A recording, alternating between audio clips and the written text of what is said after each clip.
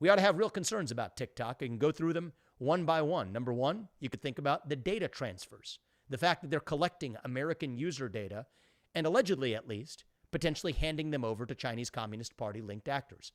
That's an unacceptable behavior. But we're not going to solve the problem just by banning one company or forcing the divestment of one company by its Chinese owner, because it's not even Chinese ownership that drives these companies to behave this way. BlackRock, Disney, Nike, Airbnb. These are so-called American-owned companies, but the CCP still exerts leverage over them because these companies have an interest in expanding into the Chinese market. Take Airbnb, a so-called U.S.-owned company. Wall Street Journal reporting on this a few years ago, and I talked about it in my first book, Woke Inc., at greater length.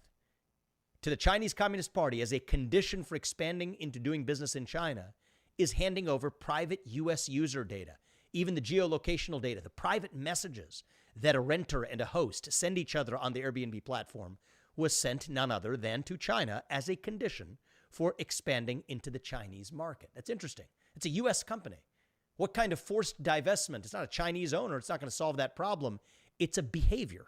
That's a rotten problem because they're using access to the Chinese market as a carrot to get even a U.S. company to behave in the same way that we're worried, admittedly with less evidence, that TikTok is behaving today. So that's the first issue, is that we're not even solving the problem. If we're got a bad behavior that we're going after, but we're supposedly only banning one company, it doesn't actually address the underlying issue. Ban bad behaviors, don't actually ban individual actors. That's the American way, and it's also what our Constitution demands.